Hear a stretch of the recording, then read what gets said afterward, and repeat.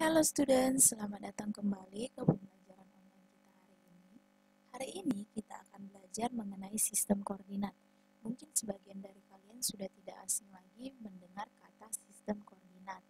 Nah, salah satu manfaat mempelajari sistem koordinat ini yaitu kita bisa mengetahui letak suatu titik atau suatu daerah dengan melihat pada sebuah peta. Oke, biar lebih jelasnya kita lanjut.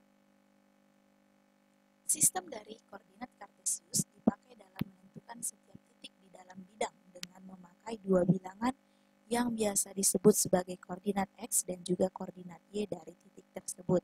Jadi, pada sistem koordinat, kita biasanya menggunakan koordinat kartesius atau koordinat bidang. Nah, koordinat kartesius itu terdiri dari sumbu X, di mana sumbu X adalah sumbu yang mendatar, dan sumbu Y adalah sumbu yang vertikal. Jadi, sumbu X ini terbagi menjadi X positif di sebelah kanan dan X negatif di sebelah kiri. Dan sumbu Y juga bernilai positif via X yang di sebelah atas dan bernilai negatif untuk X yang di sebelah bawah. Nah, sumbu X ini juga biasa disebut sebagai absis. Dan sumbu Y, nama lainnya biasa disebut sebagai ordinat.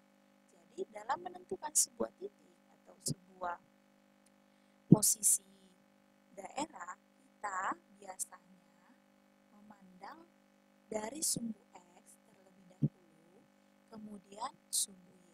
Jadi nanti koordinatnya itu X, Y. Artinya yang pertama harus sumbu X dulu, kemudian sumbu Y. Jangan sampai terbalik ya. Oke, koordinat bidang atau kartesius, dia terbagi menjadi 4 daerah atau yang biasa disebut kuadran. Nah, untuk kuadran pertama, dia itu dari sini sampai sini. Artinya apa di sini? Ingat tadi, artinya X-nya bernilai positif dan Y-nya juga bernilai positif. Atau bisa juga kita katakan X-nya lebih besar dari 0 dan Y-nya lebih besar dari 0. Nah, untuk kuadran 2 di sebelah kiri. Nah, berarti wilayahnya dari sini sampai sini. Nah, berarti apa? X-nya bernilai negatif dan Y-nya bernilai positif. Atau bisa kita katakan nilai X kecil 0 dan nilai Y-nya besar 0. Nah, untuk kuadran ketiga, dia di sebelah kiri bawah. Dari sini sampai sini. Berarti si X-nya bernilai negatif dan Y-nya bernilai positif. Atau bisa kita katakan juga X-nya negatif kecil 0 dan Y-nya juga kecil 0. Nah, untuk yang terakhir, daerah terakhir yaitu kuadran 4. Kuadran 4 itu letaknya di sebelah kanan bawah. Artinya dari sini sampai sini.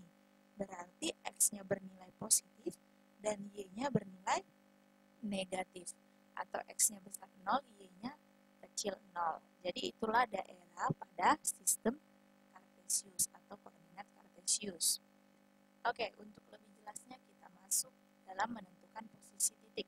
Perhatikan titik-titik tersebut pada bidang kartesius, kita mau menentukan posisi titiknya. Nah, untuk titik yang pertama, titik E. Ingat tadi, pertama sekali kita harus melihat pada sumbu X, kemudian pada sumbu Y. Oke, ini adalah sumbu X. Perhatikan titik E.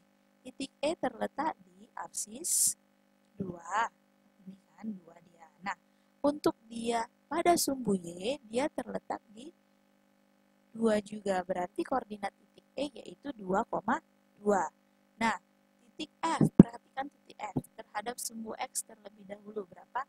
Negatif 2. Dan terhadap sumbu Y berapa? 1.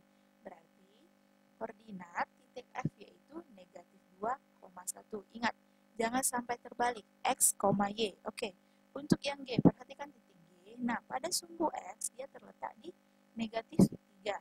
Pada sumbu Y, dia juga terletak di negatif 3. Berarti koordinat G yaitu negatif 3, negatif 3. Nah, perhatikan contoh soal berikut. Titik A 3,2, titik B 0,2, dan titik C negatif 5,2 merupakan titik-titik yang dilewati oleh garis P katanya. Apabila garis Q merupakan garis yang sejajar dengan garis P, maka garis Q akan dia apa? Sejajarkah dia atau tegak lurus? Oke, pertama sekali kita harus menentukan posisi titik-titiknya tersebut. Oke, titik A 3,2 berarti di mana letaknya? 3,2 ini adalah titik A. Kemudian titik B 0,2, 0 X-nya 0, Y-nya 2. Nah, ini adalah titik B. Kemudian titik C adalah min 5,2, min 5,2 berarti ini adalah titik C.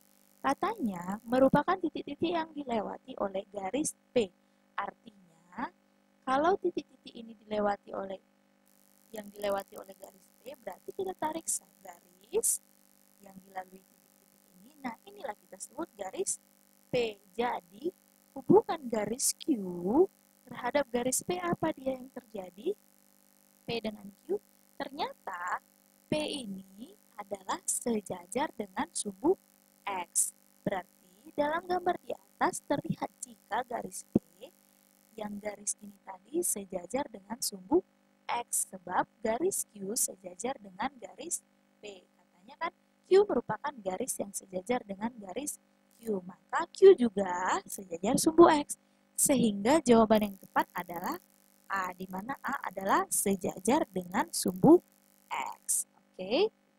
Sekian materi kita hari ini. Thank you for watching.